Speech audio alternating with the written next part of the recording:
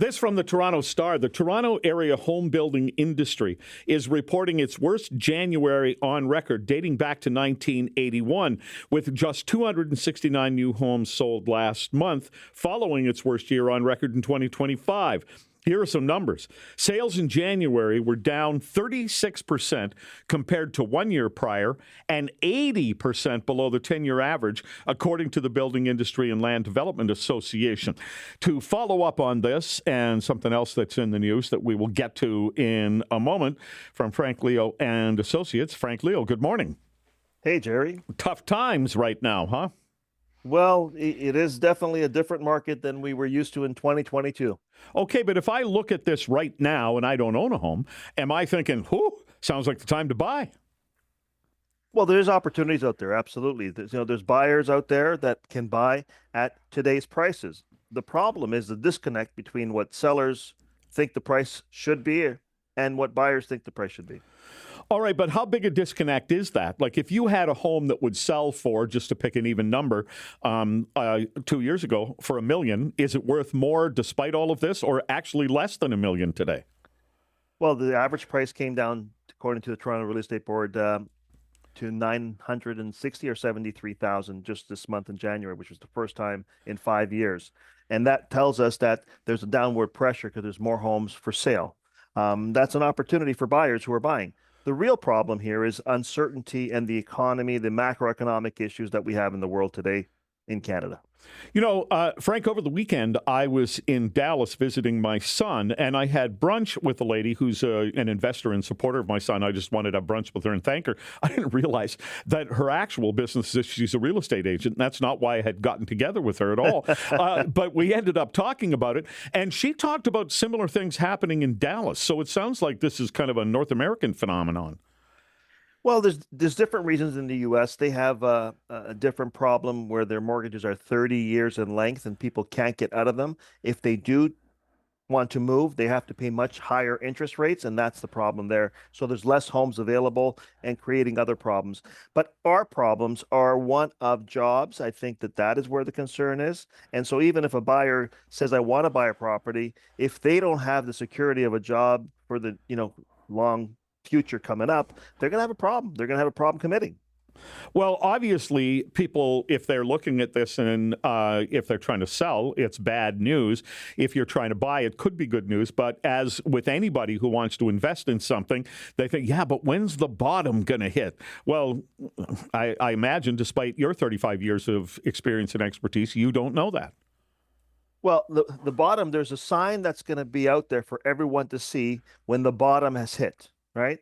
The problem is when you see that sign, it'll be too late. And the sign is called the sold sign. You're going to see everything selling, and then that would have been the bottom. You would have missed it, right? Uh-huh. So it's very difficult to say the exact time. But what we do know is that there has been a difference in pricing from 2022 at the peak to now. And the reason is not because we had investors, but because we had speculators, people who bought properties with the idea that they're going to be higher and they can sell them or flip them or make money. And because there were so many people in that condition that they weren't using it for themselves, the home, this is exasperating the problem.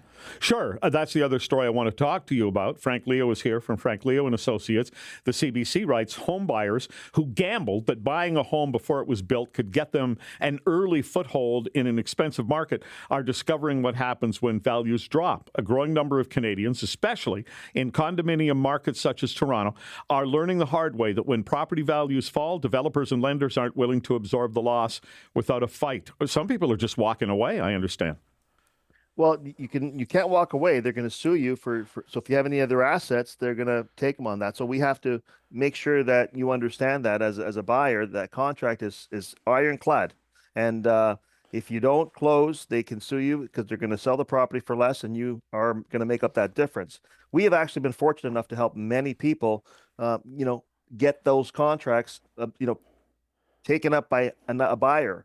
Of course, at today's prices, they have to understand that. But what happens there, if a buyer takes over your contract, it's called an assignment, then you're not liable anymore. The buyer is. going to close on there, and they take over your responsibility, and they won't come after you. Okay, but I remember you were advertising that. I do your ads here on Newstalk 1010, of course.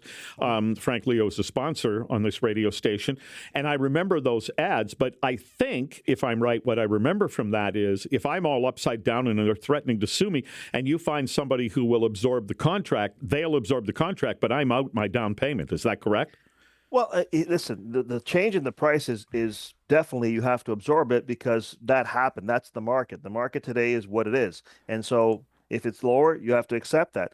The difference is that if you have other assets, that if you can't absorb it with just a condo loss, then they're going to come after your home or whatever else you have. So, you want to limit your losses, and that's how you can control it, by having someone else take over your purchase on a condo. I would be afraid, maybe I'm wrong here, but I would be afraid, just following the stories that I have followed over the years here as I'm doing the show at Newstalk 1010, I would be afraid to buy pre-construction in Ontario.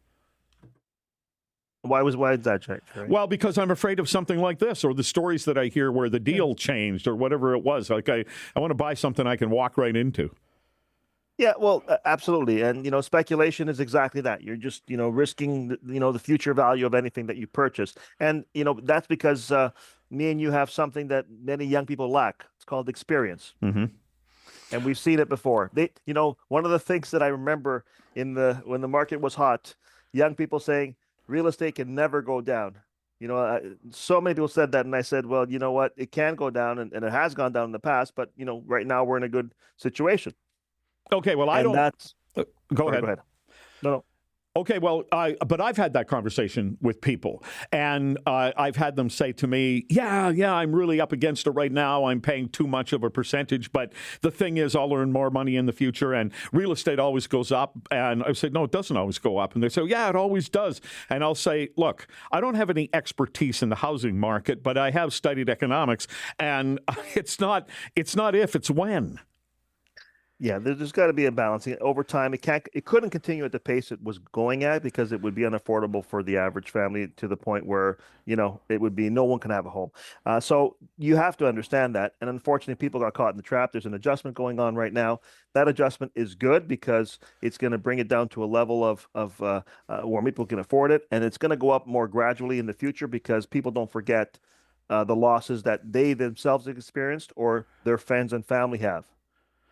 Yeah, you're right. It was such a precipitous rise that something had to happen. A correction in the market had to happen, and I guess we're in the middle of that. But only 269 new homes sold in January. That's the lowest in the Toronto area since 1981 and 80% below the 10-year average. Frank Leo of Frank Leo and Associates, always good to have you. Thanks for doing this. Oh, thank you, Jerry, for bringing up this very important message for the people out there. But, it will get better. Just right now, we have to weather the storm. All right. Thank you very much.